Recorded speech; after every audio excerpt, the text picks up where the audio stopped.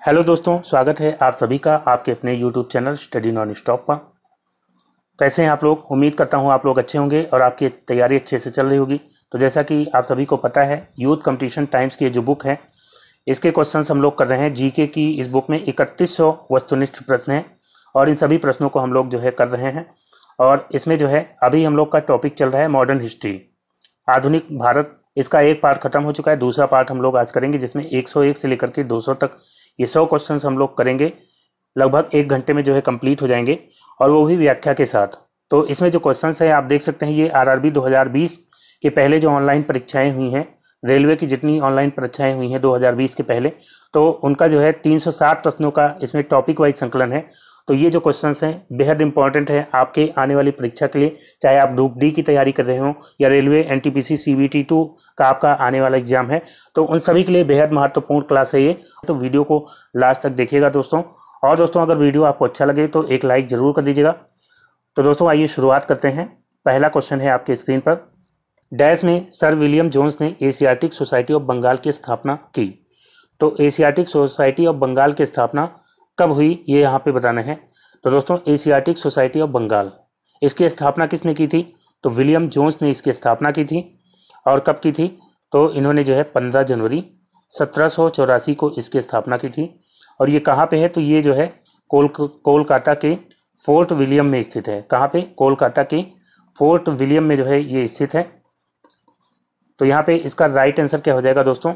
Option C यहाँ पे right answer होगा। 1784 में इसकी स्थापना हुई थी। फिर दोस्तों नेक्स्ट क्वेश्चन लेते हैं। अगला क्या है? एशियाटिक सोसाइटी ऑफ बंगाल की स्थापना किसने की? तो एशियाटिक सोसाइटी ऑफ बंगाल, इसकी अभी अब बात कर चुके हैं। तो यहाँ पे जो है राइट आंसर क्या हो जाएगा? Option C, William Jones. Sir William Jones ने जो है एशियाटिक सोसाइटी ऑफ बंगाल की स्थापना की थी। कहाँ पे? कोलकाता के फोर्ट विलियम से। तो यहाँ पे सी ऑप्शन इसका राइट आंसर होगा। और कब की थी? तो 1784 में। फिर नेक्स्ट क्वेश्चन है, किसने उपनिषदों और वेदों का बांग्ला भाषा में अनुवाद किया था? तो उपनिषदों और वेदों का बांग्ला भाषा में अनुवाद किसने किया था बताना है। तो दोस्तों यहाँ पे इसका राइट आंसर हो जाएगा ऑप्शन ए, राजा राम मोहन राय। राजा राम मोहन राय, इनको भारतीय पुनर्जागरण का पिता कहा जाता है। और इन्होंने जो है इसके अलावा ब्रह्म समाज की स्थापना की थी। ब्रह्म समाज की स्थापना के बारे में पूछा जाता है। तो ब्रह्म समाज की स्थापना इन्होंने कब की थी? तो याद रखेंगे 1828 में इन्होंने ब्रह्म समाज की स्थापना की थी। और इन्होंने जो है उपनिषदों और वेदों का बांग्ला भाषा में अनुवाद किया था। तो यहाँ पे राइट आंसर ऑप्शन ए हो जाएगा, राजा राम मोहन राय। और इसके अलावा याद रखेंगे सती प्रथा का इन्होंने काफ़ी विरोध किया था और इनके प्रयासों के बावजूद ही लॉर्ड विलियम बेंटिक ने 1829 में कानून बना करके सती प्रथा को समाप्त किया था। तो सती प्रथा कब समाप्त हुआ था? सती प्रथा समाप्त हुई थी 1829 में, जिसमें राजा राम मोहन राय का काफ़ी योगदान था। फिर दोस्तों अगला क्वेश्चन लेते हैं, डैश में राजा राम मोहन राय ने कलकत्ता में ब्रह्म समाज की स्थापना की थी। तो राजा राम मोहन राय ने ब्रह्म समाज की स्थापना कलकत्ता में कब की थी यहाँ पे बताएंगे। तो दोस्तों राजा राम मोहन राय की बात करेंगे तो इनका जन्म कब हुआ था? इनका जन्म हुआ था 1772 में। कहाँ हुआ था? तो पश्चिम बंगाल के हुगली जिले में राधानगर गांव पड़ता है, तो वहाँ पे हुआ था। कहाँ पे? पश्चिम बंगाल के हुगली जिले में राधानगर गांव में इनका जन्म होता है। और इन्होंने जो है ब्रह्म समाज की स्थापना कब की थी? तो इन्होंने 20 अगस्त 1828 को 20 अगस्त 1828 को इन्होंने कलकत्ता में ब्रह्म समाज की स्थापना की थी। इन्होंने पहले ब्रह्म सभा की स्थापना की थी, बाद में जो है इसका नाम ब्रह्म समाज पड़ गया। तो यहाँ पे 20 अगस्त 1828 को इन्होंने ब्रह्म सभा की स्थापना की थी और फिर बाद में इसका नाम हो जाता है ब्रह्म समाज। तो यहाँ पे राइट आंसर क्या हो जाएगा? 1828, सी ऑप्शन यहाँ पे इसका राइट आंसर हो जाएगा। फिर दोस्तों अगला क्वेश्चन है, ब्रह्म समाज के संस्थापक कौन थे? तो ब्रह्म समाज के संस्थापक अभी हम बात कर चुके हैं, राजा राम मोहन राय जी थे। इन्होंने 1828 में जो है ब्रह्म समाज की स्थापना की थी। फिर नेक्स्ट क्वेश्चन लेते हैं। अगला क्या है, प्रार्थना समाज की स्थापना 1867 में किसने की थी? तो प्रार्थना समाज की बात करते हैं, 1867 में इसकी स्थापना की थी आत्मा राम पांडुरंग ने। ऑप्शन बी यहाँ पे इसका राइट आंसर होगा। इन्होंने जो है 1867 में बम्बई में इसकी स्थापना की थी। किसकी? प्रार्थना समाज की। बाद में जो है महादेव गोविंद रानाडे भी जुड़े थे और आरजी भंडारकर भी जो है प्रार्थना समाज के जो है प्रमुख नेता हुआ करते थे।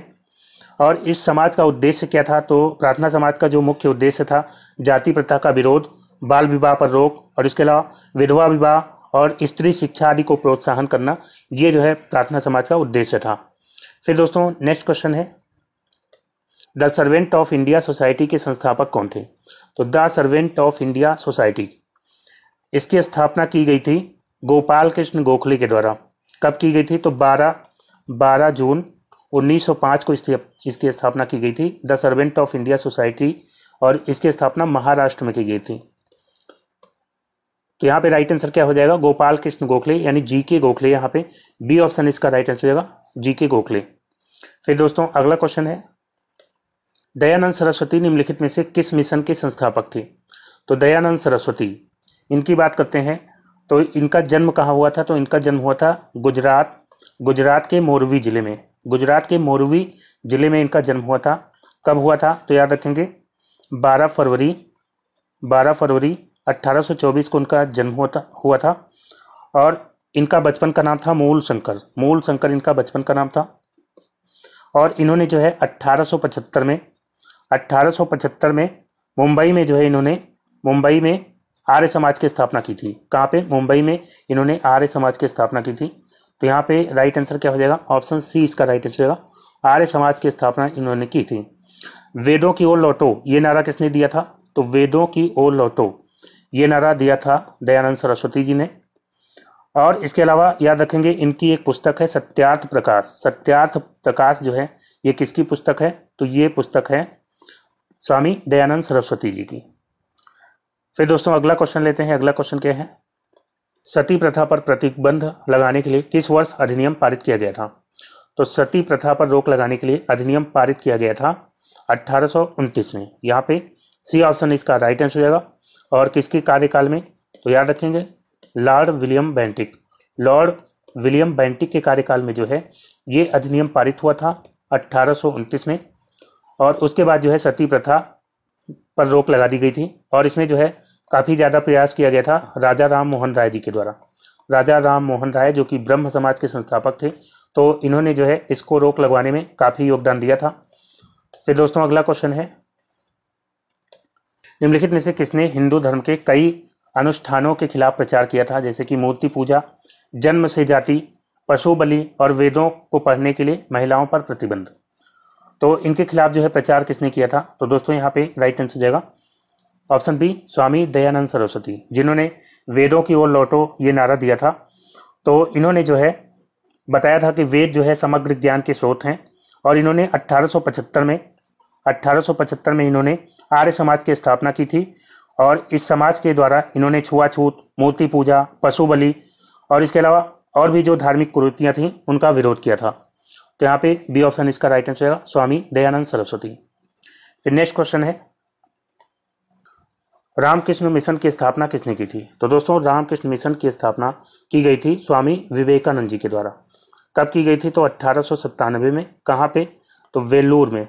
वेल्लूर जो कि कोलकाता में है। तो कोलकाता में जो है वेल्लूर पड़ता है, तो वहाँ पे जो है रामकृष्ण मिशन की स्थापना की गई थी विवेकानंद जी के द्वारा। रामकृष्ण परमहंस ये कौन थे? तो ये जो है विवेकानंद जी के गुरु थे, जो कि कलकत्ता में तारकेश्वर मंदिर पड़ता है, तारकेश्वर मंदिर के पुजारी थे। तारकेश्वर मंदिर के पुजारी थे, तो इन्हीं के नाम पे जो है इन्होंने रामकृष्ण मिशन की स्थापना करी थी। फिर दोस्तों अगला क्वेश्चन है, वेल्लूर मठ कहाँ पर स्थित है? तो वेल्लूर मठ कहाँ पे है? तो ये जो है कलकत्ता पश्चिम बंगाल में है। तो यहाँ पे राइट आंसर क्या हो जाएगा? पश्चिम बंगाल। ऑप्शन बी यहाँ पे राइट आंसर हो जाएगा। फिर दोस्तों नेक्स्ट क्वेश्चन है, सन डैश में स्वामी विवेकानंद ने रामकृष्ण मिशन की स्थापना की थी। तो रामकृष्ण मिशन की स्थापना विवेकानंद जी ने कब की थी? तो दोस्तों इसका राइट आंसर होगा 1897। यहाँ पे डी ऑप्शन इसका राइट आंसर होगा। 1897 में विवेकानंद जी ने रामकृष्ण मिशन की स्थापना की थी। फिर दोस्तों अगला क्वेश्चन है, 1893 में विश्व की धर्म संघीय संसद में भारत का प्रतिनिधित्व किसने किया था? तो विश्व की धर्म संघीय संसद, इसका जो आयोजन हुआ था कहाँ पे हुआ था? अमेरिका के शिकागो में। कब हुआ था? 1893 में। तो इसमें जो है भारत का प्रतिनिधित्व किसने किया था? तो दोस्तों यहाँ पे राइट आंसर हो जाएगा ऑप्शन है स्वामी विवेकानंद। स्वामी विवेकानंद जी ने जो 1893 में विश्व धर्म संघीय संसद हुई थी, तो इसमें जो है भारत की तरफ से सनातन धर्म का इन्होंने प्रतिनिधित्व किया था। तो यहाँ पे ए ऑप्शन इसका राइट आंसर होगा। फिर दोस्तों अगला क्वेश्चन लेते हैं, आधुनिक भारतीय नवजागृति का जनक किसे माना जाता है? तो दोस्तों आधुनिक भारतीय नवजागृति का जनक या फिर भारतीय पुनर्जागरण का जनक ये माना जाता है राजा राम मोहन राय जी को। तो यहाँ पे डी ऑप्शन इसका राइट आंसर होगा। राजा राम मोहन राय जी को राजा की उपाधि किसने दी थी? तो अकबर द्वितीय, अकबर द्वितीय ने जो है राजा राम मोहन राय जी को राजा की उपाधि दी थी। फिर दोस्तों नेक्स्ट क्वेश्चन लेते हैं, अगला क्या है, भारतीय राष्ट्रीय कांग्रेस द्वारा संविधान सभा की मांग को 1936 में इसके डैश में आयोजित अधिवेशन में प्रस्तावित किया गया था। तो भारतीय राष्ट्रीय कांग्रेस द्वारा संविधान सभा की मांग को 1936 में कहाँ पे जो है अधिवेशन हुआ था जिसमें संविधान सभा की मांग को प्रस्तावित किया गया था? तो दोस्तों इसका राइट आंसर हो जाएगा ऑप्शन बी, फैजपुर। सन 1936 में भारतीय राष्ट्रीय कांग्रेस द्वारा संविधान सभा के गठन की मांग फैजपुर में जो अधिवेशन हुआ था उसमें जो है प्रस्तावित किया गया था। तो यहाँ पे फैजपुर इसका राइट आंसर होगा, ऑप्शन बी। फिर नेक्स्ट क्वेश्चन है, महात्मा गांधी की अध्यक्षता में भारतीय राष्ट्रीय कांग्रेस का अधिवेशन कहाँ आयोजित किया गया था? तो दोस्तों महात्मा गांधी जी ने कांग्रेस के केवल एक अधिवेशन की अध्यक्षता की थी और वो अधिवेशन था बेलगाम अधिवेशन। सी ऑप्शन इसका राइट आंसर होगा। ये अधिवेशन जो है 1924 में हुआ था बेलगाम, कर्नाटक में। बेलगाम कहाँ पड़ता है? कर्नाटक में। तो 1924 में जो बेलगाम अधिवेशन हुआ था कांग्रेस का, उसमें जो है महात्मा गांधी ने अध्यक्षता की थी। तो यहाँ पे सी ऑप्शन इसका राइट आंसर होगा। फिर दोस्तों अगला क्वेश्चन है, भारतीय राष्ट्रीय कांग्रेस का गठन वर्ष डैश में किया गया था। तो कांग्रेस का गठन जो है किस वर्ष किया गया था बताना है। तो दोस्तों कांग्रेस की बात करते हैं तो इसका जो गठन हुआ था 28 दिसंबर 1885 में जो है इसका गठन किया गया था। और उस समय अगर बात किया जाए कि भारत के गवर्नर जनरल कौन थे, तो उस समय गवर्नर जनरल थे डफरिन, लॉर्ड डफरिन, जिसका कार्यकाल था 1884 से लेकर के 1888 तक। तो इसके कार्यकाल में कांग्रेस का गठन हुआ था। और कांग्रेस का जो गठन है वो किसने किया था? तो कांग्रेस की स्थापना की गई थी ए.ओ. ह्यूम के द्वारा। ए.ओ. ह्यूम यानी कि एलन ऑक्टेवियन ह्यूम के द्वारा जो है इसकी स्थापना की गई थी। और कांग्रेस के पहले अध्यक्ष कौन थे? तो व्योमेश चंद्र बनर्जी, WC बनर्जी या व्योमेश चंद्र बनर्जी इसके जो है पहले अध्यक्ष थे। और कांग्रेस का जो पहला अधिवेशन हुआ था वो कहाँ पे हुआ था? तो पहला अधिवेशन हुआ था 1885 में बम्बई में। तो फिलहाल यहाँ पे राइट आंसर क्या हो जाएगा? कांग्रेस का गठन 1885 में हुआ था। तो यहाँ पे सी ऑप्शन इसका राइट आंसर होगा, 1885। फिर दोस्तों अगला क्वेश्चन है, भारतीय कांग्रेस की पहली बैठक कहाँ आयोजित की गई थी?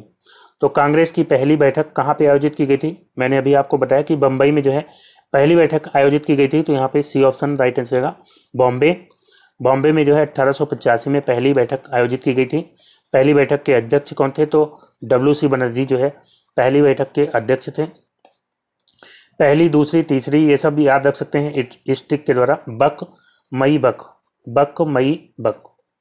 तो यहाँ पे जो है बा से हो जाता है बम्बई। पहली बैठक बम्बई में हुई थी, दूसरी बैठक जो है कलकत्ता, तीसरी बैठक जो है मद्रास में हुई थी, मद्रास, और चौथी बैठक जो है इलाहाबाद, और पांचवी फिर से बम्बई, और फिर जो है कलकत्ता।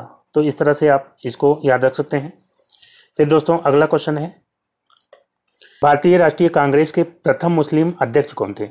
तो भारतीय राष्ट्रीय कांग्रेस के पहले मुस्लिम अध्यक्ष कौन थे? तो इसका राइट आंसर होगा ऑप्शन सी, बदरुद्दीन तैयब जी। बदरुद्दीन तैयब जी ये जो है कांग्रेस के पहले मुस्लिम अध्यक्ष थे। और ये कांग्रेस के तीसरे अधिवेशन जो कि हुआ था 1887 में, तीसरा अधिवेशन कहाँ हुआ था? मद्रास में। तो मद्रास अधिवेशन में ये अध्यक्ष बने थे तीसरे अधिवेशन में। तो ये जो है बदरुद्दीन तैयब जी ये कांग्रेस के पहले मुस्लिम अध्यक्ष थे। और पहले अंग्रेज अध्यक्ष पूछा जाए तो जॉर्ज यूले जो है कांग्रेस के पहले अंग्रेज अध्यक्ष थे। फिर दोस्तों अगला क्वेश्चन है, 1939 में इंडियन नेशनल कांग्रेस छोड़ने के बाद सुभाष चंद्र बोस ने किसका गठन किया था? तो 1939 में त्रिपुरी अधिवेशन में सुभाष चंद्र बोस ये जो है अध्यक्ष चुने गए थे। लेकिन महात्मा गांधी जी से कुछ मतभेद के कारण इन्होंने इस्तीफा दे दिया था कांग्रेस से 1939 में। और उसके बाद जो है इन्होंने एक अलग पार्टी का गठन किया था, वो पार्टी थी फॉरवर्ड ब्लॉक। तो यहाँ पे ऑप्शन ए इसका राइट आंसर होगा, फॉरवर्ड ब्लॉक का गठन इन्होंने किया था 1939 में। फिर दोस्तों अगला क्वेश्चन है, वर्ष 1885 में भारतीय राष्ट्रीय कांग्रेस के गठन के दौरान गवर्नर कौन था? तो 1885 में जब भारतीय राष्ट्रीय कांग्रेस का गठन हुआ था तो उस समय जो है गवर्नर कौन था? तो इसका राइट आंसर होगा option B, Lord Dufferin. Lord Dufferin जो है गवर्नर था कांग्रेस के गठन के समय।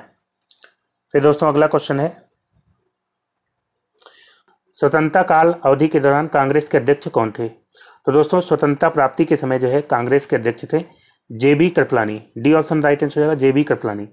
ये जो है कांग्रेस का 1946 में जो अधिवेशन हुआ था मेरठ में कांग्रेस का 1946 में 55वां अधिवेशन हुआ था, तो उसके अध्यक्ष चुने गए थे जे.बी. कृपलानी, जो कि स्वतंत्रता के बाद भी अध्यक्ष पद पर बने रहे थे। और फिर जो 56वां अधिवेशन हुआ था, 56वां अधिवेशन कहाँ हुआ था? दिल्ली में। तो उसमें जो है अध्यक्ष चुना गया था राजेंद्र प्रसाद को, डॉक्टर राजेंद्र प्रसाद को जो है 56वें अधिवेशन का अध्यक्ष चुना गया था जे.बी. कृपलानी के बाद। तो यहाँ पे राइट आंसर क्या हो जाएगा? Option D, JB. कृपलानी। और इसके अलावा अगर पूछा जाए कि कांग्रेस के सबसे लंबे समय तक अध्यक्ष कौन रहे, तो याद रखेंगे 1940 से लेकर के 1946 तक सबसे लंबे समय तक अध्यक्ष रहे थे अबुल कलाम आज़ाद। तो अबुल कलाम आज़ाद का नाम याद रखेंगे, अबुल कलाम आज़ाद ये कांग्रेस के सबसे लंबे समय तक अध्यक्ष रहे थे। फिर दोस्तों अगला क्वेश्चन है, स्वतंत्रता पूर्व भारत में भारतीय राष्ट्रीय कांग्रेस की पहली महिला अध्यक्ष कौन बनी थी? तो स्वतंत्रता के पहले जो है कांग्रेस की पहली महिला अध्यक्ष बनी थी एनी बेसेंट। यहाँ पे सी ऑप्शन इसका राइट आंसर होगा एनी बेसेंट। ये जो है 1917 का जो अधिवेशन हुआ था, 1917 का अधिवेशन कहाँ हुआ था? कलकत्ता में। तो 1917 के कलकत्ता अधिवेशन में एनी बेसेंट ये भारतीय राष्ट्रीय कांग्रेस की पहली महिला अध्यक्ष बनी थी। और अगर पूछा जाए भारतीय राष्ट्रीय कांग्रेस की पहली भारतीय महिला अध्यक्ष, तो पहली भारतीय महिला अध्यक्ष कौन थी? तो सरोजनी नायडू। सरोजनी नायडू ये जो है पहली भारतीय महिला अध्यक्ष हो जाती हैं, और ये जो है 1925 के कानपुर अधिवेशन में ये अध्यक्ष बनी थी। फिर दोस्तों अगला क्वेश्चन है, 1916 का लखनऊ समझौता किसके बीच में हुआ था?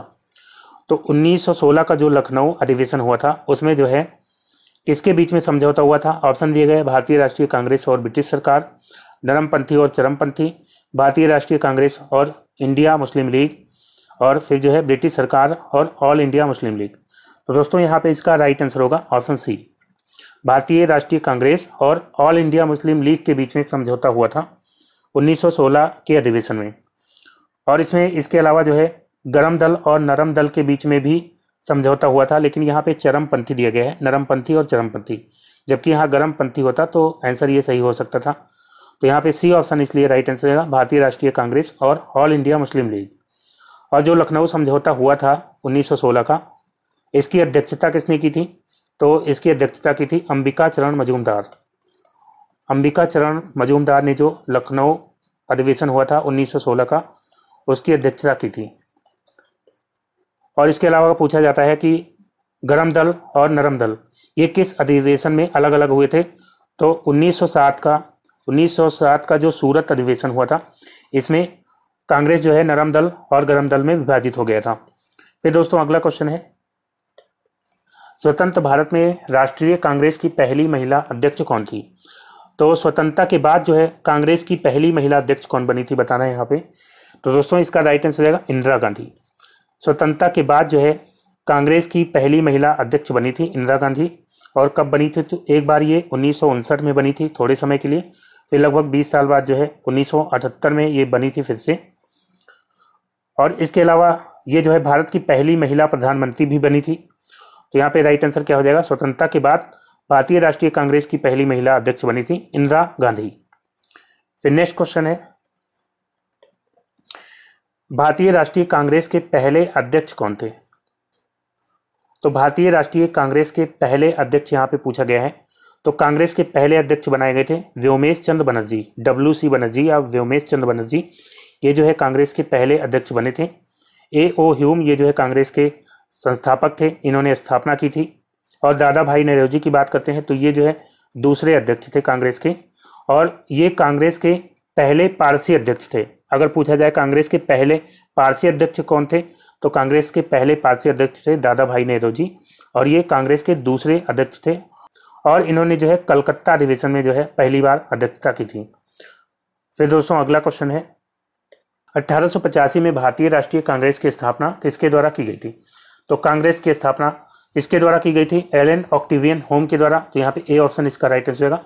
ए ओ ह्यूम के द्वारा जो है 1885 में कांग्रेस की स्थापना की गई थी। ये जो है उस समय सिविल सेवा के अधिकारी थे भारत में, और इसके अलावा राजनीतिक सुधारक भी थे, और ये कांग्रेस के सचिव के पद पर 1906 तक बने रहते हैं। 1885 में स्थापना की थी, और इसके अलावा सचिव के पद पर 1906 तक जो है ये सचिव के पद पर बने रहे थे कांग्रेस के। फिर दोस्तों अगला क्वेश्चन है बंगाल का पहला विभाजन किस वर्ष में हुआ था? तो बंगाल का जो विभाजन हुआ था इसकी घोषणा हुई थी 20 जुलाई। इसकी घोषणा हुई थी 20 जुलाई 1905 को। किसने की थी? तो उस समय जो वायसराय था करजन जो है उस समय भारत का वायसराय था, इसके द्वारा घोषणा की गई थी। और ये प्रभावी कब से हुआ था? तो 16 अक्टूबर 1905 से जो है ये प्रभावी हुआ था। तो यहाँ पे राइट आंसर क्या हो जाएगा? ऑप्शन डी 1905 इसका राइट आंसर होगा। 16 अक्टूबर 1905 से ये प्रभावी हुआ था, और 16 अक्टूबर 1905 को पूरे बंगाल में शोक दिवस मनाया गया था बंगाल विभाजन के उपलक्ष्य में। और इसके अलावा रविन्द्रनाथ टैगोर के सुझाव पर पूरे बंगाल में राखी दिवस भी मनाया गया था। तो शोक दिवस और राखी दिवस मनाया गया था 16 अक्टूबर को। फिर दोस्तों अगला क्वेश्चन है भारतीय राष्ट्रीय आंदोलन के दौरान निम्नलिखित में से किसने भारत माता की प्रसिद्ध तस्वीर बनाई थी? तो भारतीय राष्ट्रीय आंदोलन के दौरान भारत माता की जो प्रसिद्ध तस्वीर है ये बनाई गई थी अवनींद्रनाथ टैगोर के द्वारा। तो यहाँ पे ए ऑप्शन इसका राइट आंसर होगा। अवनींद्रनाथ टैगोर ने जो है 1905 में भारत माता की जो है पेंटिंग बनाई थी। फिर दोस्तों अगला क्वेश्चन है स्वदेशी आंदोलन की औपचारिक घोषणा कब की गई थी? तो दोस्तों बंगाल विभाजन जो 1905 में करजन ने बंगाल विभाजन की घोषणा की थी जुलाई में, तो उसकी घोषणा के बाद कुछ दिन के बाद ही पूरे बंगाल में जो है कई जगह विरोध सभाएं होने लगी, और इन सभाओं में जो है सबसे पहले निर्णय किया गया कि विदेशी वस्तुओं का बहिष्कार करना है। और इसी क्रम में जो है 7 अगस्त 1905 को बंगाल विभाजन के विरोध में कलकत्ता के टाउन हॉल में जो है प्रदर्शनी आयोजित की गई थी, जिसमें स्वदेशी आंदोलन की घोषणा की गई। तो यहाँ पे राइट आंसर क्या हो जाएगा? ऑप्शन बी इसका राइट आंसर होगा। 7 अगस्त 1905 को जो है स्वदेशी आंदोलन की औपचारिक घोषणा की गई थी। फिर दोस्तों अगला क्वेश्चन लेते हैं। अगला क्वेश्चन है जुलाई 1905 में बंगाल के विभाजन का आदेश किसने दिया था? तो जुलाई 1905 में बंगाल के विभाजन की घोषणा किसने की थी? करजन ने, जो कि उस समय भारत का वायसराय था। इसके कार्यकाल की बात करते हैं तो 1899 से लेकर के 1905 तक जो है इसका कार्यकाल था लॉर्ड करजन का। इसने जो है जुलाई 1905 में बंगाल के विभाजन का आदेश दिया था। और दोस्तों बंगाल विभाजन ये जो है प्रभावी कब से हुआ? तो 16 अक्टूबर 1905 से ये प्रभावी हुआ था। और ये बंगाल विभाजन कब रद्द किया गया था? तो ये भी आप याद रखेंगे 1911 में जो है हार्डिंग के समय में बंगाल विभाजन को रद्द किया गया था। किसके समय में? हार्डिंग के समय में जो है इसको रद्द किया गया था। फिर दोस्तों अगला क्वेश्चन है बाल गंगाधर तिलक ने सर रतन टाटा जी के साथ मिलकर के साल 1905 में स्वदेशी वस्तुओं की दुकान खोली थी। उस दुकान का नाम क्या था? तो दोस्तों यहाँ पे रतन टाटा जी नहीं होगा, रतन जी टाटा। ये जो रतन टाटा हैं इनके ग्रैंडफादर थे। तो इन्होंने जो है बाल गंगाधर तिलक के साथ मिलकर के 1905 में स्वदेशी वस्तुओं की जो है दुकान खोली थी, और उस दुकान का नाम था बॉम्बे स्वदेशी सहकारी दुकान कंपनी लिमिटेड। तो यहाँ पे इसका सी ऑप्शन राइट आंसर होगा, बॉम्बे स्वदेशी सहकारी दुकान कंपनी लिमिटेड। फिर दोस्तों अगला क्वेश्चन है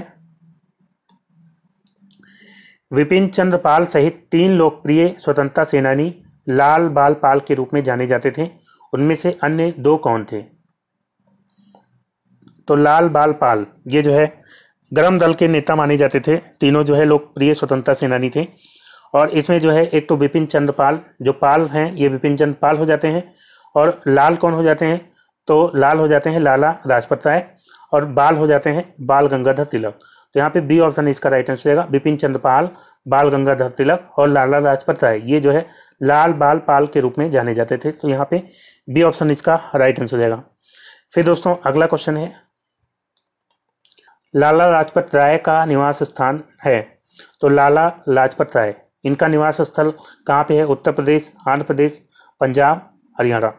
तो लाला लाजपत राय, जिनको पंजाब केसरी के नाम से भी जानते हैं, तो इनका निवास स्थल कहाँ हो जाएगा? पंजाब के रहने वाले थे। ऑप्शन सी इसका राइट आंसर होगा पंजाब। और इन्होंने जो है, याद रखेंगे, पंजाब नेशनल बैंक की स्थापना की थी। और इसके अलावा इन्होंने लक्ष्मी कंपनी की स्थापना भी की थी। लक्ष्मी कंपनी और पंजाब नेशनल बैंक की स्थापना इन्होंने की थी। फिर दोस्तों अगला क्वेश्चन है, ऑल इंडिया मुस्लिम लीग की स्थापना कब हुई? तो दोस्तों ऑल इंडिया मुस्लिम लीग की बात करते हैं तो इसकी स्थापना हुई थी ढाका में। ढाका में इसकी स्थापना हुई थी। किसने की थी? तो ढाका के नवाब सलीमुल्लाह के नेतृत्व में जो है इसकी स्थापना हुई थी। कब हुई थी? तो 30 दिसंबर 1906 में जो है इसकी स्थापना हुई थी। तो यहाँ पे राइट आंसर ऑप्शन बी हो जाएगा। और इसके पहले अधिवेशन की अध्यक्षता किसने की थी? तो इसके पहले अधिवेशन की अध्यक्षता की थी वकार उल मुल्क मुश्ताक हुसैन। वकार उल मुल्क मुश्ताक हुसैन ने जो है मुस्लिम लीग के पहले अधिवेशन की अध्यक्षता की थी। तो यहाँ पे 1906 इसका राइट आंसर होगा। 1906 में इसकी स्थापना हुई थी।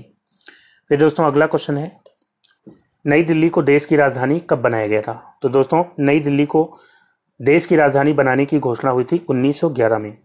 1911 में दिल्ली दरबार आयोजित किया गया था, जिसमें जॉर्ज पंचम आए थे, इंग्लैंड के राजा जॉर्ज पंचम और क्वीन मैरी आए थे।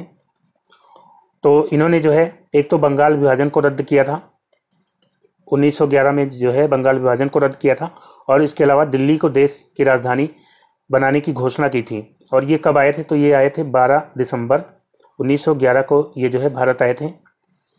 तो इन्होंने बंगाल विभाजन को रद्द करने की घोषणा की और दिल्ली को देश की राजधानी बनाने की घोषणा की थी। और दिल्ली देश की राजधानी कब बनी थी?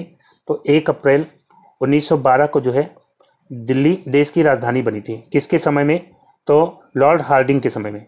किसके समय में? तो हार्डिंग के समय में जो है दिल्ली देश की राजधानी बनी थी। पहले जो है कलकत्ता राजधानी हुआ करती थी, तो कलकत्ता से स्थानांतरित होकर के दिल्ली बनाई गई 1912 में, और घोषणा हुई थी 1911 में। तो यहाँ पे बी ऑप्शन इसका राइट आंसर है 1911। 1911 में घोषणा हुई थी, 1912 हालांकि यहाँ पे ऑप्शन में नहीं दिया गया, तो इसलिए 1911 जो है इसका राइट आंसर हो जाएगा। फिर दोस्तों अगला क्वेश्चन है, भारत की राजधानी को किस शहर से दिल्ली ले जाया गया था? तो राजधानी जो है भारत की पहले कलकत्ता हुआ करती थी, तो कलकत्ता से स्थानांतरित करके दिल्ली ले जाया गया था। तो यहाँ पे सी ऑप्शन राइट आंसर हो जाएगा कलकत्ता। नेक्स्ट क्वेश्चन है, किंग जॉर्ज पंचम तथा क्वीन मैरी की याद में सन 1911 में भारत का कौन सा लोकप्रिय पर्यटन स्थल बनाया गया था? तो दोस्तों 1911 में दिल्ली दरबार का आयोजन किया गया था। दिल्ली दरबार का आयोजन किसके समय में किया गया था? तो लॉर्ड हार्डिंग सेकेंड के समय में।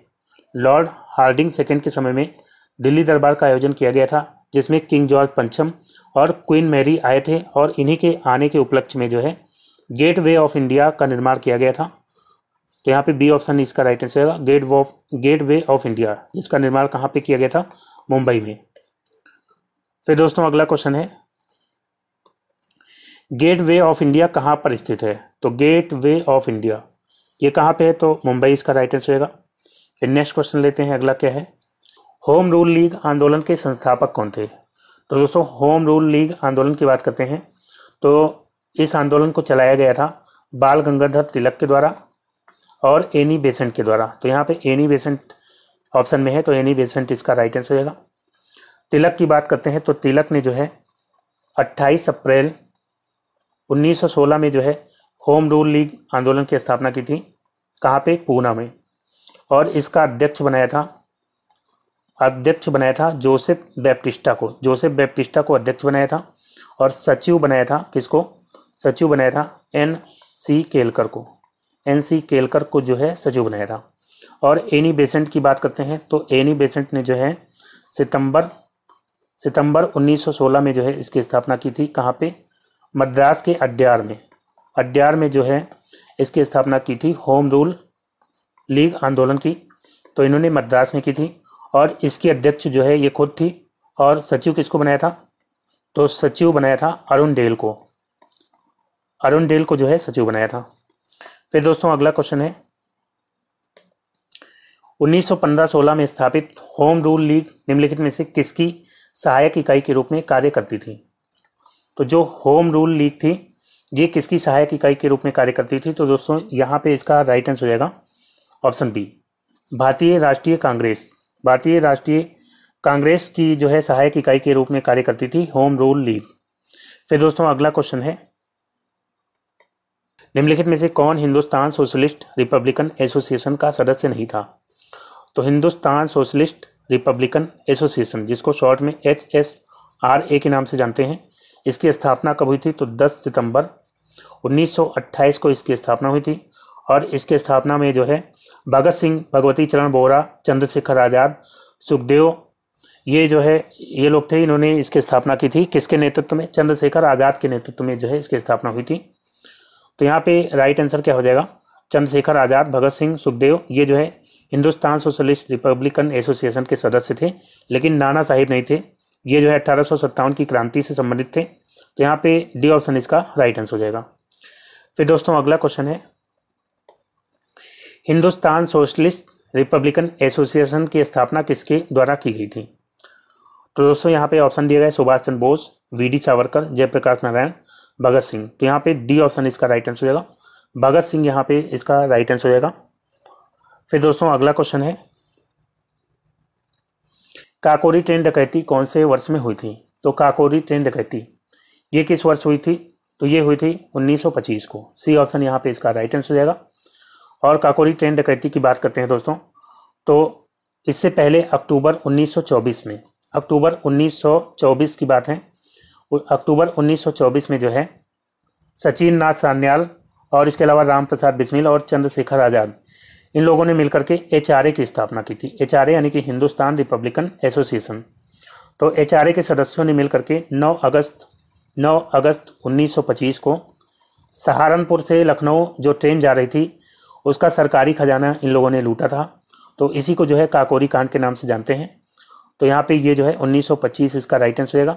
और अभी तो काकोरी कांड का नाम बदल करके काकोरी ट्रेन एक्शन कर दिया गया है। तो ये जो है करंट का क्वेश्चन हो जाता है, काकोरी ट्रेन एक्शन इसका नाम कर दिया गया है। तो ये भी आप याद रखेंगे। फिर दोस्तों अगला क्वेश्चन है, काकोरी ट्रेन डकैती 1925 में किसके द्वारा आयोजित की गई थी? तो किसके द्वारा आयोजित की गई थी? तो हिंदुस्तान रिपब्लिकन एसोसिएशन के सदस्यों के द्वारा। तो यहाँ पे डी ऑप्शन इसका राइट आंसर हो जाएगा, हिंदुस्तान रिपब्लिकन एसोसिएशन। इसकी स्थापना जो है 1924 में की गई थी। किसके द्वारा? तो मेनली जो है सचिन नाथ सान्याल के द्वारा की गई थी। और इसके अलावा राम प्रसाद बिस्मिल और चंद्रशेखर आज़ाद भी इसके सदस्य में शामिल थे। फिर दोस्तों अगला क्वेश्चन है, इनमें से कौन सा आंदोलन लाल बाल पाल के द्वारा शुरू किया गया था?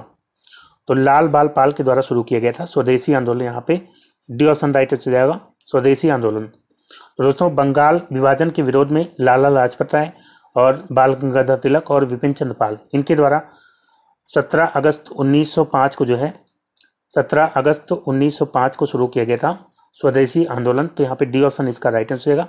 इसके अलावा असहयोग आंदोलन की बात करते हैं तो ये 1920 में गांधी जी के द्वारा शुरू किया गया था। और खिलाफत आंदोलन की बात करते हैं तो ये जो है भारतीय मुसलमानों का विरोध था, खासतौर से ब्रिटेन के खिलाफ, क्योंकि तुर्की के जो खलीफा थे उनका पद हटाया जा रहा था। तो उसके खिलाफ जो है ये प्रदर्शन था, खिलाफत आंदोलन। और ये कब शुरू किया गया था? ये 1919 में शुरू किया गया था। फिर दोस्तों अगला क्वेश्चन है, वह महिला कौन है जिसने स्वतंत्रता के लिए लड़ने के लिए भारतीय महिलाओं की जागृति में एक महत्वपूर्ण भूमिका निभाई थी और उन्हें भारत की कोकिला के नाम से भी जाना जाता है? तो दोस्तों सरोजनी नायडू ने जो है स्वतंत्रता के लिए भारतीय महिलाओं को जागृत करने में महत्वपूर्ण भूमिका निभाई थी। तो यहाँ पे सी ऑप्शन इसका राइट आंसर है, सरोजनी नायडू। सरोजनी नायडू जो कि कांग्रेस की पहली भारतीय महिला अध्यक्ष बनी थी। और इसके अलावा जो है ये उत्तर प्रदेश की पहली महिला राज्यपाल बनी थी। उत्तर प्रदेश क्या, भारत की पहली महिला राज्यपाल भी सरोजनी नायडू बनी थी। और इनको भारत की कोकिला के नाम से भी जाना जाता है। तो यहाँ पे सी ऑप्शन इसका राइट आंसर है, सरोजनी नायडू। फिर दोस्तों अगला क्वेश्चन है, निम्नलिखित में से किसने स्वतंत्रता आंदोलन के एक अंश के रूप में चटगांव शस्त्रागार छापा में भाग लिया था? तो दोस्तों चटगांव शस्त्रागार छापा में जो है भाग किसने लिया था? ऑप्शन है गणेश जोशी, कल्पना चावला, अनंता वाड्डेदार, प्रीति लता वाड्डेदार। तो दोस्तों इसका राइट आंसर होगा ऑप्शन डी, प्रीति लता वाड्डेदार। प्रीति लता वाड्डेदार, इन्होंने जो है स्वतंत्रता आंदोलन के एक अंश के रूप में चटगांव शस्त्रागार छापा में भाग लिया था। चटगांव शस्त्रागार के कब्जे के दौरान 1930 में अनेक व्यक्ति मारे गए थे, जिसमें से प्रीति लता, इनको जो है रेलवे इंस्टीट्यूट पर छापेमारी के दौरान इनको भी मारा गया था। तो यहाँ पे डी ऑप्शन इसका राइट आंसर है, प्रीति लता वाड्डेदार। फिर दोस्तों अगला क्वेश्चन है, निम्न में से वो कौन भारतीय था जिसे अंग्रेजों ने स्वतंत्रता संग्राम में शामिल होने के कारण 18 वर्ष की आयु में ही फांसी दे दी थी। तो दोस्तों बात है 30 अप्रैल 1908 की। खुदीराम बोस और प्रफुल्ल चाकी, खुदीराम बोस और इसके अलावा प्रफुल्ल चाकी, ये दोनों लोग जो है किंग्सफोर्ड की हत्या का प्रयास करते हैं। किंग्सफोर्ड जो कि जज था, तो इसकी हत्या का प्रयास करते हैं। ये कहाँ का जज था? तो ये मुजफ्फरपुर का जज था। तो इसकी हत्या का प्रयास करते हैं और इसकी बग्घी जा रही होती है, तो उस पर जो है बम फेंकते हैं। तो उस बग्घी में किंग्सफोर्ड नहीं होता है, 2 महिलाएं होती हैं, तो वो मर जाती हैं। तो इसी कारण से जो है इनको गिरफ्तार कर लिया जाता है। तो खुदीराम बोस को 18 वर्ष की आयु में 11 अगस्त 1908 को जो है इनको फांसी दे दी जाती है। और प्रफुल्ल चाकी जो थे ये खुद ही आत्महत्या कर लेते हैं पहले ही। तो यहाँ पे राइट आंसर क्या हो जाएगा? ऑप्शन ए, खुदीराम बोस को जो है 18 वर्ष की उम्र में ही फांसी दे दी जाती है। तो ए ऑप्शन इसका राइट आंसर रहेगा। फिर दोस्तों अगला क्वेश्चन है, भारतीय स्वतंत्रता संग्राम में सहायता हेतु निम्नलिखित में से कौन से संगठन की स्थापना भारत के बाहर नहीं की गई थी? तो इसमें से कौन से संगठन की स्थापना भारत के बाहर नहीं की गई थी? तो इंडिया हाउस की बात करते हैं तो ये इसकी स्थापना लंदन में की गई थी। गदर पार्टी की स्थापना कनाडा में की गई थी। और हिंदुस्तान समाजवादी गणतंत्र संस्था, ये जो है HSRA के नाम से भी इसको जानते हैं, या इसको इंग्लिश में कहते हैं हिंदुस्तान सोशलिस्ट रिपब्लिकन एसोसिएशन। इसकी स्थापना नई दिल्ली में हुई थी। नई दिल्ली में जो है चंद्रशेखर आज़ाद के नेतृत्व में इसकी स्थापना हुई थी। तो ये जो है भारत में हुई थी। बाकी इसके अलावा जो है बर्लिन समिति की स्थापना भी जर्मनी में की गई थी। तो यहाँ पे यही इसका राइट आंसर होगा, इसकी स्थापना भारत के बाहर नहीं हुई थी। फिर दोस्तों अगला क्वेश्चन है, निम्नलिखित में से कौन से स्वतंत्रता सेनानी ने जेल की दीवारों पर महाकाव्य कमला लिखा था? तो कमला महाकाव्य ये लिखा गया था वीडी सावरकर के द्वारा। यहाँ पे बी ऑप्शन इसका राइट आंसर होगा, वीडी सावरकर। इन्होंने जो है जेल की दीवारों पर महाकाव्य कमला लिखा था। और इसके अलावा याद रखेंगे वीडी सावरकर यानी कि विनायक दामोदर सावरकर, इन्होंने मित्र मेला का भी आयोजन किया था। मित्र मेला जो है किससे संबंधित है? तो मित्र मेला जो है वीडी सावरकर से संबंधित है। फिर दोस्तों अगला क्वेश्चन है, भगत सिंह और उनके साथियों ने किसका बदला लेने के लिए ब्रिटिश अधिकारी जॉन सैंडर्स की हत्या की थी? तो भगत सिंह और उनके साथी एक तो चंद्रशेखर आज़ाद थे और एक थे सुखदेव और राजगुरु। ये लोग किस संगठन से संबंधित थे? तो HSRA, Hindustan socialist Republican association. तो इन लोगों ने जो है सैंडर्स की हत्या की थी और किसका बदला लेने के लिए? तो लाला लाजपत राय की मौत का। ऑप्शन सी यहाँ पे इसका राइट आंसर होगा। इन्होंने जो है लाला लाजपत राय जो कि साइमन कमीशन का विरोध कर रहे थे, तो उनके ऊपर जो है लाठीचार्ज करवाया था इसने, जॉन सैंडर्स ने। तो इसकी हत्या की थी, कब की थी? तो 17 दिसंबर 1928 को इसकी हत्या कर दी थी। तो दोस्तों यहाँ पे सी ऑप्शन राइट आंसर होगा, लाला लाजपत राय की मौत का बदला लिया था इन्होंने। फिर दोस्तों अगला क्वेश्चन है, असेंबली बम कांड में भगत सिंह के साथ कौन मुख्य आरोपी था? तो असेंबली में जो बम फेंका था भगत सिंह थे और उनके साथ जो है कौन था? तो उनके साथ बटुकेश्वर दत्त थे। ऑप्शन डी यहाँ पे राइट आंसर होगा, भगत सिंह और बटुकेश्वर दत्त। और असेंबली बम कांड आरोप में जो है भगत सिंह और बटुकेश्वर दत्त को कौन सी सज़ा मिली थी? तो इसके लिए इनको आजीवन कारावास मिला था। आजीवन कारावास मिला था। भगत सिंह को फांसी की सज़ा जो है किस आरोप में मिली थी? तो फांसी की सज़ा सैंडर्स को जो मारा था उसके लिए जो है इनको फांसी की सज़ा दी गई थी। फिर दोस्तों अगला क्वेश्चन है, भगत सिंह, राजगुरु तथा सुखदेव को किसकी हत्या के आरोप में फांसी दी गई थी? तो भगत सिंह और राजगुरु और सुखदेव इनको जो है JP सैंडर्स की हत्या के आरोप में फांसी दिया गया था। तो ऑप्शन ए इसका राइट आंसर होगा यहाँ पे। फिर दोस्तों अगला क्वेश्चन है, अरुणा आसफ अली को कब भारतीय राष्ट्रीय कांग्रेस का ध्वज फहराने के लिए याद किया जाता है? तो अरुणा आसफ अली, इन्होंने जो है भारतीय राष्ट्रीय कांग्रेस का ध्वज कब फहराया था? तो दोस्तों अरुणा आसफ अली को जो है भारत छोड़ो आंदोलन के दौरान भारतीय राष्ट्रीय कांग्रेस का ध्वज फहराने के लिए याद किया जाता है। तो यहाँ पे राइट आंसर क्या हो जाएगा? ऑप्शन डी यहाँ पे राइट आंसर होगा, भारत छोड़ो आंदोलन के दौरान। फिर नेक्स्ट क्वेश्चन है, किस क्रांतिकारी ने खुद से मौत को गले लगाया था? तो दोस्तों आप सभी को पता है कि चंद्रशेखर आज़ाद ने जो है स्वयं गोली मार ली थी अपने ऊपर। तो इन्होंने जो है 27 फरवरी 1931 को इलाहाबाद के अल्फ्रेड पार्क में जो है अंग्रेजों से मुठभेड़ के समय जो आखिरी गोली बची थी उसको अपने ऊपर स्वयं मार लिया था। और क्या कहा था कि आज़ाद आज़ाद था, आज़ाद है और आज़ाद रहेगा। तो यहाँ पे डी ऑप्शन इसका राइट आंसर रहेगा, चंद्रशेखर आज़ाद। फिर दोस्तों अगला क्वेश्चन है, निम्नलिखित में से एक व्यक्ति अंग्रेजों द्वारा फांसी पर चढ़ाया गया स्वतंत्रता संग्राम क्रांतिकारी नहीं था। तो इसमें से किसको फांसी पर नहीं चढ़ाया गया था अंग्रेजों द्वारा? ऑप्शन है भगत सिंह, राजगुरु, सुखदेव। तो इन तीनों को जो है फांसी पर चढ़ाया गया था। चंद्रशेखर आज़ाद इसका राइट आंसर रहेगा, जिन्होंने स्वयं को खुद से गोली मारी थी। फिर दोस्तों नेक्स्ट क्वेश्चन है, स्वतंत्रता सेनानी भगत सिंह को किस वर्ष फांसी दी गई थी? तो दोस्तों पब्लिक सेफ्टी बिल पर चर्चा चल रही थी 8 अप्रैल 1929 को। उसी दौरान भगत सिंह और बटुकेश्वर दत्त ने जो केंद्रीय असेंबली थी उसमें खाली बेंचों पर बम फेंका था। इनका उद्देश्य जो है किसी को मारना नहीं था, किसी की हत्या करना नहीं था। अपने उद्देश्यों को जो है जनता और सरकार तक पहुंचाना जो है केवल इनका उद्देश्य था। तो बम फेंकते समय जो है भगत सिंह ने पहली बार इंकलाब जिंदाबाद का नारा दिया था और लाहौर षड्यंत्र के तहत इनके ऊपर मुकदमा चला करके 23 मार्च 1931 को जो है भगत सिंह, सुखदेव और राजगुरु को फांसी दी गई थी। तो यहाँ पे राइट आंसर क्या हो जाएगा? ऑप्शन बी यहाँ पे राइट आंसर होगा 1931। नेक्स्ट क्वेश्चन है, किस भारतीय स्वतंत्रता सेनानी ने 1907 में जर्मनी के स्टुटगार्ट में सप्तऋषि नामक झंडा लहराया था? तो दोस्तों इसका राइट आंसर होगा ऑप्शन है मैडम भीकाजी कामा। तो मैडम भीकाजी रुस्तम कामा जो कि भारतीय मूल की पारसी नागरिक थी और इन्होंने लंदन, जर्मनी और अमेरिका यहाँ सब कहीं घूम करके भारत की आज़ादी के बारे में काफ़ी प्रचार प्रसार किया था। और ये जो है जर्मनी के स्टुटगार्ट नगर में इन्होंने 22 अगस्त 1907 को जो है पहली बार इन्होंने तिरंगा फहराया था। तो यहाँ पे ऑप्शन ए इसका राइट आंसर होगा, मैडम भीकाजी कामा। फिर दोस्तों अगला क्वेश्चन है, अभिनव भारत समाज की स्थापना किसके द्वारा की गई थी? तो अभिनव भारत समाज की स्थापना ये जो है की गई थी विनायक दामोदर सावरकर के द्वारा 1904 में। तो यहाँ पे राइट आंसर हो जाएगा ऑप्शन बी, विनायक सावरकर। तो इस संस्था को जो है ब्रिटिश सरकार के विरोध में जो है इस संस्था को बनाया गया था और सन 1952 में सावरकर ने इस संस्था को अपने आप भंग कर दिया था आज़ादी के बाद।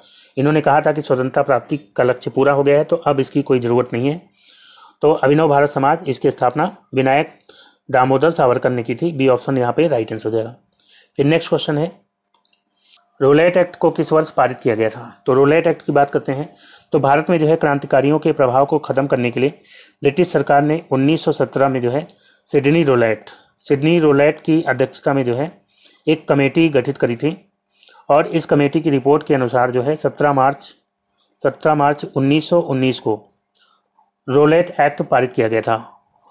रोलेट एक्ट इसके अनुसार जो है किसी भी व्यक्ति को केवल संदेह के आधार पर गिरफ्तार किया जा सकता था और वो फिर जो है कोई अपील भी नहीं कर सकता था। तो इसी कारण से इसको काला कानून कहा गया और इसको बिना वकील, बिना अपील, बिना दलील का कानून भी कहा गया। तो ये जो है कब पारित किया गया था? 17 मार्च 1919 को। तो यहाँ पे इसका राइट आंसर हो जाएगा ऑप्शन ए 1919। फिर दोस्तों अगला क्वेश्चन है, जलियांवाला बाग नरसंहार का बदला लेने के लिए लंदन में जनरल ओ डायर को किसने मारा था? तो दोस्तों जलियांवाला बाग ये जो है कब हुआ था? तो ये 13 अप्रैल 1919 को ये घटना घटी थी। तो इसमें जो है काफ़ी लोग मारे गए थे। जनरल ओ डायर, जो माइकल ओ डायर था, उसने जो है निहत्थी भीड़ पर गोलियां चलाई थी।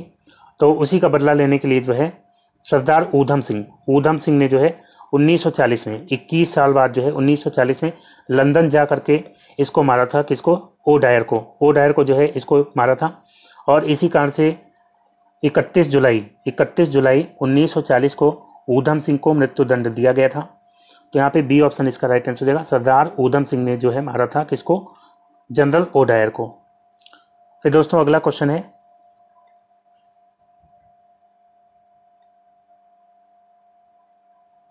जलियांवाला बाग नरसंहार किस वर्ष घटित हुआ था? तो जलियांवाला बाग नरसंहार ये जो है कब हुआ था? 13 अप्रैल 1919 को। 13 अप्रैल 1919 को डॉक्टर सत्यपाल और सैफुद्दीन किचलू की गिरफ्तारी के विरोध में जो जनसभा इकट्ठा हुई थी जलियांवाला बाग में, पंजाब के अमृतसर में, तो इन पर जो है गोलियां चलाई थी निहत्थी भीड़ पर। किसने चलाई थी? माइकल ओ डायर ने चलाई थी। और आदेश किसने दिया था? तो आर डायर ने, कर्नल आर डायर, जिसका पूरा नाम था कर्नल रेजिनाल्ड डायर, तो इसने जो है आदेश दिया था और माइकल ओ डायर ने गोलियां चलाई थी। तो ये घटना कब घटी थी? ये घटना घटी थी 1919 में, 13 अप्रैल 1919 को। फिर दोस्तों अगला क्वेश्चन लेते हैं। अगला क्वेश्चन क्या है? जलियांवाला बाग हत्याकांड का आदेश किसने दिया था? तो जलियांवाला बाग हत्याकांड में गोली चलाने का आदेश किसने दिया था? तो ऑप्शन ए इसका राइट आंसर है, colonel Reginald Dyer. Reginald Dyer या आर डायर लिख करके आता है। तो इसने जो है गोली चलाने का आदेश दिया था। और किसने गोली चलाई थी? तो O Dyer, Michael O Dyer ने, इसने जो है गोली चलाई थी। तो यहाँ पे राइट आंसर क्या हो जाएगा? ऑप्शन ए यहाँ पे राइट आंसर हो जाएगा। फिर नेक्स्ट क्वेश्चन है, किस त्योहार के दिन जलियांवाला बाग हत्याकांड हुआ था? तो जलियांवाला बाग हत्याकांड कब हुआ था? 13 अप्रैल 1919 को। और उस दिन जो है बैसाखी का त्योहार था। ऑप्शन ए इसका राइट आंसर होगा। फिर दोस्तों नेक्स्ट क्वेश्चन लेते हैं। अगला क्या है? स्वराज पार्टी के संस्थापक कौन थे? तो दोस्तों स्वराज पार्टी के संस्थापक थे मोतीलाल नेहरू। यहाँ पे बी ऑप्शन इसका राइट आंसर होगा, मोतीलाल नेहरू। और इसके अलावा सी आर दास, चित्तरंजन दास। तो मोतीलाल नेहरू और सी आर दास जो है, इन्होंने जो है स्वराज पार्टी की स्थापना की थी। कब की थी? तो 1922 में। 1922 में जो असहयोग आंदोलन है, इसको महात्मा गांधी ने समाप्त कर दिया था चौरी चौरा घटना के बाद। तो 1922 में असहयोग आंदोलन समाप्त होने के बाद मोतीलाल नेहरू ने 1 जनवरी 1923 को जो है इलाहाबाद में, कहाँ पे? इलाहाबाद में स्वराज पार्टी की स्थापना की थी। तो यहाँ पे राइट आंसर क्या हो जाएगा? ऑप्शन बी, मोतीलाल नेहरू और सी आर दास ने जो है 1923 में स्वराज पार्टी की स्थापना की थी। फिर दोस्तों नेक्स्ट क्वेश्चन लेते हैं। चौरी चौरा घटना के कारण किस आंदोलन को अचानक रोकना पड़ा? तो चौरी चौरा जो घटना है ये कहाँ घटी थी? तो उत्तर प्रदेश के गोरखपुर जिले में चौरी चौरा पड़ता है, गोरखपुर में। तो वहाँ पे 4 फरवरी 1922 को ये घटना घटी थी। इसमें जो भीड़ थी उसने पुलिस के 22 जवानों को थाने के अंदर जला दिया था। तो इसी को जो है चौरी चौरा घटना कहते हैं। तो इससे जो है गांधी जी आहत हुए थे और उन्होंने जो है असहयोग आंदोलन को समाप्त कर दिया था। यहाँ पे सी ऑप्शन इसका राइट आंसर है। असहयोग आंदोलन जो उन्होंने शुरू किया था 1920 में, तो इसको जो है इन्होंने बंद कर दिया था। और कब बंद किया था? तो इसकी घोषणा उन्होंने 12 फरवरी 1922 को बारदोली में जो कांग्रेस की बैठक हुई थी उसमें जो है इसको समाप्त करने की घोषणा इन्होंने करी थी। फिर दोस्तों अगला क्वेश्चन है, गांधी जी ने चंपारण नामक एक छोटे से गांव में असहयोग आंदोलन शुरू किया था। चंपारण वर्तमान में किस राज्य में स्थित है? तो चंपारण कहाँ है? चंपारण है बिहार में। बिहार में है चंपारण। तो यहाँ पे बी ऑप्शन इसका राइट आंसर होगा। तो गांधी जी ने असहयोग आंदोलन शुरू किया था। कब शुरू किया था? 1920 में। तो जो वहाँ के किसान थे चंपारण के, उनसे नील की खेती कराई जाती थी पंचकठिया प्रथा के अंतर्गत। तो उसी के विरोध में जो है गांधी जी ने असहयोग आंदोलन शुरू किया था 1920 में। तो यहाँ पे बी ऑप्शन इसका राइट आंसर हो जाएगा। चंपारण आपका हो जाता है बिहार में। फिर दोस्तों अगला क्वेश्चन है, निम्नलिखित में से किस आंदोलन में गांधी जी ने पहली बार भूख हड़ताल को शस्त्र की तरह प्रयोग किया था? तो महात्मा गांधी जी ने भूख हड़ताल का प्रयोग किया था अहमदाबाद हड़ताल में। ऑप्शन ए इसका राइट आंसर हो जाएगा, अहमदाबाद हड़ताल, जो कि 1918 में हुई। और ये जो है अहमदाबाद के जो मिल मजदूर थे उनका विवाद चल रहा था अहमदाबाद के मिल मालिकों से। किसको लेकर के? तो प्लेग बोनस को लेकर के विवाद चल रहा था 1918 में। तो उसी के लिए जो है अहमदाबाद भूख हड़ताल किया था किसने? महात्मा गांधी जी ने। तो यहाँ पे ए ऑप्शन इसका राइट आंसर है। अहमदाबाद हड़ताल 1918 में महात्मा गांधी जी ने पहली बार भूख हड़ताल का प्रयोग किया था। फिर दोस्तों अगला क्वेश्चन है, स्वतंत्रता संघर्ष के दौरान हुए असहयोग आंदोलन की परिकल्पना में यह शामिल नहीं था। तो असहयोग आंदोलन जो कि गांधी जी के द्वारा शुरू किया गया था 1 अगस्त 1920 को, तो इसकी परिकल्पना में क्या क्या चीज़ें शामिल नहीं थी? पहला दिया गया प्रशासनिक सेवाओं का बहिष्कार। तो असहयोग आंदोलन की परिकल्पना में जो है कई चीज़ें थी, जैसे कि उपाधियों का जो है त्याग किया जाएगा, उपाधियों और प्रशस्तियों को जो है लौटा दिया जाएगा, सरकारी स्कूल कॉलेज अदालत विदेशी कपड़े इन सब का बहिष्कार किया जाएगा। इसके अलावा जो है और भी कार्य जैसे चरखा वितरण किया जाएगा, स्वदेशी शिक्षण संस्थानों की स्थापना की जाएगी, हिंदू मुस्लिम एकता पर बल दिया जाएगा। इसके अलावा मद्यपान निषेध मद्यपान निषेध पर बल दिया जाएगा, इसके अलावा अस्पृश्यता के अंत पर बल दिया जाएगा। तो ये चीज़ें जो हैं असहयोग आंदोलन की परिकल्पना में थी। तो यहाँ पे प्रशासनिक सेवाओं का बहिष्कार हो जाएगा, ये भी था। विदेशी वस्तुओं का बहिष्कार हो जाएगा, ब्रिटिश उपाधियों का परित्याग, ये हो जाएगा। लेकिन हिंसा यहाँ पे नहीं हो सकता है, क्योंकि गांधी जी तो हिंसा के बिल्कुल विरोध में रहते थे। तो मशहूर हिंसा, ये जो है असहयोग आंदोलन की परिकल्पना में नहीं था, तो यही इसका राइट आंसर होगा। फिर अगला क्वेश्चन लेते हैं दोस्तों। वर्ष 1920 एवं 1922 के बीच गांधी जी ने असहयोग आंदोलन की शुरुआत की। निम्नलिखित में से कौन सा विकल्प इस सकारात्मक कार्यक्रम का अंश नहीं था? तो स्वदेशी को प्रोत्साहन, ये जो है इसका अंश था। और अस्पृश्यता को हटाना, ये भी जो है इसका अंश था। हिंदू मुस्लिम एकता को प्रोत्साहन देना, तो अभी पिछले क्वेश्चन में हम लोगों ने बात की थी, तो ये भी जो है इसका अंश था। विदेशी वस्तुओं की खरीदी, तो ये जो है इसका अंश नहीं था। तो यहाँ पे ये इसका राइट आंसर होगा ऑप्शन डी। फिर दोस्तों अगला क्वेश्चन लेते हैं। अगला क्या है? डैश भारत में महात्मा गांधी का पहला सफल सत्याग्रह था। तो महात्मा गांधी जी का जो पहला सफल सत्याग्रह था वो कौन सा था? तो चंपारण सत्याग्रह। ऑप्शन सी इसका राइट आंसर होगा चंपारण सत्याग्रह, जो कि बिहार के किसान राजकुमार शुक्ल थे, उनके निवेदन पर महात्मा गांधी ने अपना पहला सत्याग्रह चंपारण सत्याग्रह 1917 में शुरू किया था अंग्रेजों के खिलाफ। तो ये जो है इनका पहला सत्याग्रह था चंपारण, जो कि कहाँ पे है? बिहार में है। तो यहाँ पे सी इसका राइट आंसर होगा चंपारण। फिर दोस्तों अगला क्वेश्चन है, महात्मा गांधी किस व्यक्ति को अपना राजनीतिक गुरु या उपदेशक मानते थे? तो गांधी जी जो है ये गोपाल कृष्ण गोखले को अपना राजनीतिक गुरु या उपदेशक मानते थे। ऑप्शन ए इसका राइट आंसर हो जाएगा गोपाल कृष्ण गोखले। और इन्हीं की प्रेरणा से गांधी जी ने दक्षिण अफ्रीका में रंग भेद के खिलाफ गांधी जी ने जो आंदोलन चलाया था, ये गोपाल कृष्ण गोखले की प्रेरणा से ही चलाया था। तो यहाँ पे ए इसका राइट आंसर होगा गोपाल कृष्ण गोखले, ये जो है गांधी जी के राजनीतिक गुरु थे।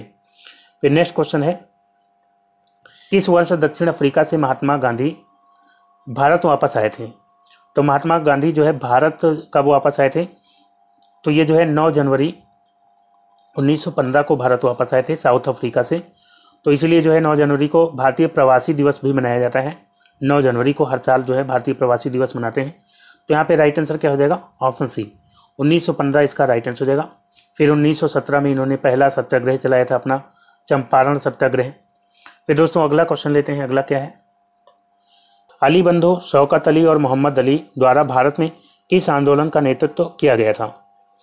तो शौकत अली और मोहम्मद अली, जिनको अली बंधु के नाम से जानते हैं, इन्होंने 1919 में खिलाफत आंदोलन का नेतृत्व किया था। तो यहाँ पे डी ऑप्शन इसका राइट आंसर है खिलाफत आंदोलन। खिलाफत कमेटी की बात करते हैं तो 23 नवंबर 1919 को अखिल भारतीय खिलाफत कमेटी का जो है अधिवेशन हुआ था दिल्ली में। कहाँ पे? दिल्ली में। और इसकी अध्यक्षता किसने की थी? तो इसकी अध्यक्षता की थी महात्मा गांधी जी ने। और इसके अलावा जो है खिलाफत दिवस के रूप में कौन सा दिन मनाया गया था? तो 31 अगस्त 1920 का दिन जो है इसको मनाया गया था खिलाफत दिवस के रूप में। तो ये भी आप याद रखेंगे, खिलाफत दिवस के रूप में कौन सा दिन मनाया गया था? तो 31 अगस्त 1920। फिर दोस्तों अगला क्वेश्चन है, महात्मा गांधी के नेतृत्व में कांग्रेस ने सविनय अवज्ञा आंदोलन शुरू किया, जो डैश के साथ शुरू हुआ था। तो सविनय अवज्ञा आंदोलन ये किसके साथ शुरू हुआ था? तो इसका राइट आंसर हो जाएगा दांडी मार्च। दांडी मार्च की बात करते हैं तो 12 मार्च 1930 को जो है गांधी जी साबरमती आश्रम से चलते हैं अपने 78 अनुयायियों के साथ, और 385 किलोमीटर दूर जो है दांडी पहुंचते हैं। दांडी पहुंचते हैं कब? 24 दिन की यात्रा के बाद जो है 6 अप्रैल 1930 को दांडी पहुंचते हैं। और वहाँ पे जो है ये नमक कानून को तोड़ते हैं। और नमक कानून तोड़ने के साथ ही जो है पूरे भारत में सविनय अवज्ञा आंदोलन की शुरुआत हो जाती है। तो यहाँ पे इसीलिए इसका राइट आंसर हो जाएगा दांडी मार्च के साथ ही जो है सविनय अवज्ञा आंदोलन की शुरुआत होती है भारत में। तो यहाँ पे ए ऑप्शन राइट आंसर हो जाएगा। फिर दोस्तों अगला क्वेश्चन है, महात्मा गांधी के नेतृत्व में कांग्रेस ने सविनय अवज्ञा आंदोलन कब शुरू किया? तो सविनय अवज्ञा आंदोलन जो कि नमक कानून के साथ ही शुरू हो गया था, और ये कब शुरू हुआ था? तो 1930 में। सी ऑप्शन इसका राइट आंसर हो जाएगा। फिर नेक्स्ट क्वेश्चन लेते हैं दोस्तों। अगला है, दांडी नामक सत्याग्रह किस वर्ष प्रारंभ हुआ? तो दांडी सत्याग्रह ये जो है कब प्रारंभ हुआ था? 1930 यहाँ पे राइट आंसर हो जाएगा। 12 मार्च 1930 से शुरू हुआ था और 6 अप्रैल 1930 को गांधी जी ने नमक कानून तोड़ा था। फिर नेक्स्ट क्वेश्चन है 1929 के सविनय अवज्ञा आंदोलन का उद्देश्य क्या था? तो सविनय अवज्ञा आंदोलन, इसके जो उद्देश्य थे उसमें एक तो था नमक कानून का उल्लंघन करना और स्वयं जो है नमक बनाना। इसके अलावा सरकारी सेवाओं, शिक्षा केंद्रों और उपाधियों का बहिष्कार करना। इसके अलावा महिलाओं द्वारा शराब, अफीम और विदेशी कपड़े की दुकानों पर शांतिपूर्ण धरना देना और इसके अलावा समस्त विदेशी वस्तुओं का बहिष्कार करना और इसके अलावा कर अदायगी पर रोक लगाना और ब्रिटिश सरकार के आदेशों की संपूर्ण अवज्ञा करना। तो यहाँ पे राइट आंसर क्या हो जाएगा? ब्रिटिश सरकार के आदेशों की संपूर्ण अवज्ञा करना जो है ये इसके उद्देश्यों में जो है शामिल था। तो यहाँ पे ए ऑप्शन इसका राइट आंसर होगा। फिर दोस्तों अगला क्वेश्चन लेते हैं। अगला क्या है? 1930 में सविनय अवज्ञा आंदोलन के प्रथम चरण के तहत नमक सत्याग्रह की महात्मा गांधी के नेतृत्व में मैराथन मार्च किस स्थान से शुरू हुई थी? तो मैंने आपको बताया कि 12 मार्च 1930 को गांधी जी अपने 78 समर्थकों के साथ साबरमती में जो उनका आश्रम है वहाँ से ये चले थे और 385 किलोमीटर अगर मील में कहेंगे तो 241 मील की दूरी तय करके ये पहुँचते हैं कहाँ पे? दांडी में। कब पहुँचते हैं? 6 अप्रैल को। वहाँ पे जाकर के ये नमक कानून को तोड़ते हैं। तो यहाँ पे किस स्थान से शुरुआत हुई थी? तो इसका राइट आंसर क्या हो जाएगा? Option A Sabarmati. फिर दोस्तों अगला क्वेश्चन है तमिलनाडु में हुए नमक सत्याग्रह का नेतृत्व किसने किया था?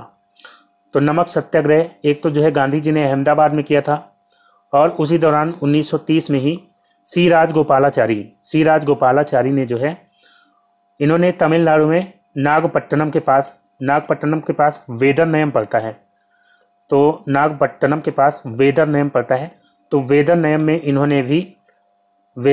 इन्होंने जो है नमक कानून को तोड़ा था 1930 में। तो यहाँ पे ए ऑप्शन इसका राइट आंसर होगा, सी राजगोपालाचारी।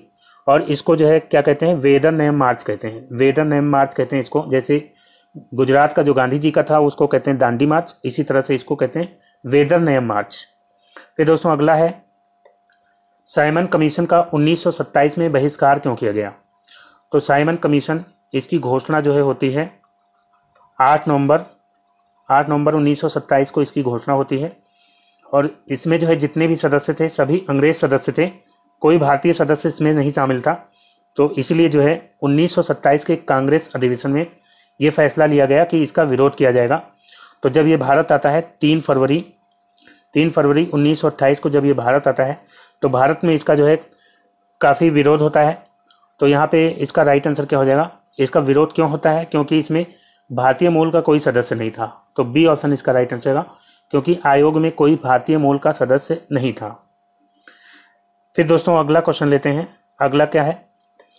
गांधी इरविन समझौते पर किस वर्ष हस्ताक्षर किया गया था? तो गांधी इरविन समझौता ये जो है इस पर हस्ताक्षर किया गया था 5 मार्च 1931 को।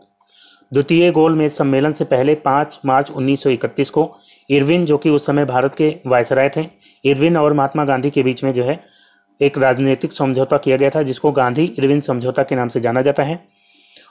तो यहाँ पे सी ऑप्शन इसका राइट आंसर है। 1931 में जो है गांधी इरविन समझौता हुआ था। और इस समझौते का प्रारूप किसने तैयार किया था? तो प्रारूप इसका तैयार किया गया था हर्बर्ट इमर्सन के द्वारा। किसके द्वारा? हर्बर्ट इमर्सन के द्वारा इसका प्रारूप तैयार किया गया था। फिर दोस्तों अगला क्वेश्चन है दूसरा भारतीय गोलमेज सम्मेलन कब शुरू हुआ? तो दूसरा भारतीय गोलमेज सम्मेलन ये कब शुरू हुआ था? तो ये जो है सम्मेलन शुरू हुआ था लंदन के सेंट पैलेस में। कहाँ पे? सेंट पैलेस में जो है ये शुरू हुआ था। कब शुरू हुआ था? तो 7 सितंबर 1931 को शुरू हुआ था और 1 दिसंबर 1931 तक ये चला था। तो यहाँ पे जो है इसका राइट आंसर हो जाएगा ऑप्शन सी, सितंबर 1931 में शुरू हुआ था। और इसमें जो है महात्मा गांधी ने इसमें दूसरे गोलमेज सम्मेलन में भाग लिया था कांग्रेस की तरफ से। और अगर इसके अलावा प्रथम गोलमेज सम्मेलन की बात करते हैं, पहला जो गोलमेज सम्मेलन था ये जो है 12 नवंबर 1930 से शुरू हुआ था। दूसरा हो गया सितंबर 1931 में। और तीसरे की बात करते हैं तो तीसरा गोलमेज सम्मेलन हुआ था 17 नवंबर 1932 से शुरू हुआ था तीसरा गोलमेज सम्मेलन। फिर दोस्तों अगला है किस वर्ष में पूना समझौते पर हस्ताक्षर किए गए थे?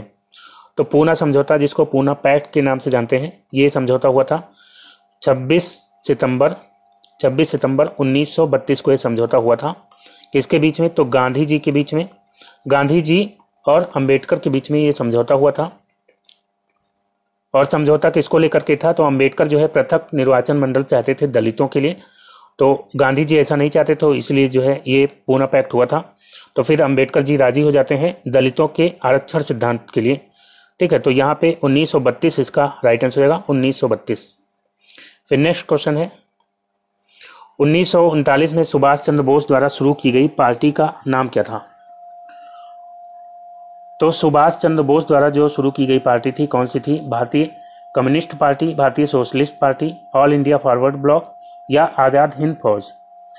तो सुभाष चंद्र बोस ने जो है, जो त्रिपुरी अधिवेशन हुआ था 1939 में, उसकी अध्यक्षता त्याग करने के बाद जो है 1939 में ही ऑल इंडिया फॉरवर्ड ब्लॉक का गठन करते हैं। तो यहाँ पे राइट आंसर हो जाएगा option C, All India Forward Bloc की स्थापना किसने की थी? सुभाष चंद्र बोस ने। फिर दोस्तों अगला क्वेश्चन लेते हैं, सन डैश में सुभाष चंद्र बोस ने आज़ाद हिंद फौज की स्थापना की थी। तो दोस्तों आज़ाद हिंद फौज की बात करते हैं तो इसकी स्थापना का विचार सबसे पहले कैप्टन मोहन सिंह के मन में आया था। किसके मन में? कैप्टन मोहन सिंह के मन में सबसे पहले आज़ाद हिंद फौज की स्थापना का विचार आया था। और 1942 में जो है कैप्टन मोहन सिंह और रास बिहारी बोस ने इसकी स्थापना की थी। तो इन्होंने 1942 में की थी। 1943 में इसके कमांडर बनाए गए थे सुभाष चंद्र बोस। 1943 में कमांडर बनाए गए थे सुभाष चंद्र बोस, जिन्होंने इसका पुनर्गठन किया था सिंगापुर में जो है इन्होंने पुनर्गठन किया था 1943 में। तो सुभाष चंद्र बोस ने आज़ाद हिंद फौज की स्थापना कब की? तो यहाँ पे 1943 आंसर होगा, ऑप्शन ए। फिर दोस्तों अगला क्वेश्चन लेते हैं, 3 INA जवानों की प्रसिद्ध सुनवाई के समय वकील कौन था? तो INA यानी आज़ाद हिंद फौज। तो आज़ाद हिंद फौज के सिपाहियों ने जो है समर्पण कर दिया था सरोकार के समक्ष 1945 में। तो उसके बाद जो है ब्रिटिश सरकार ने इनके ऊपर जो है सरकार के प्रति निष्ठा तोड़ने के आरोप में लाल किले में जो है मुकदमा चलाने का निर्णय लिया था। और इस निर्णय के विरुद्ध जो है पूरे देश में जो है सब आंदोलन शुरू हो गया था। और कांग्रेस ने जो है इन सिपाहियों को बचाने के लिए आज़ाद हिंद बचाव समिति की स्थापना की थी।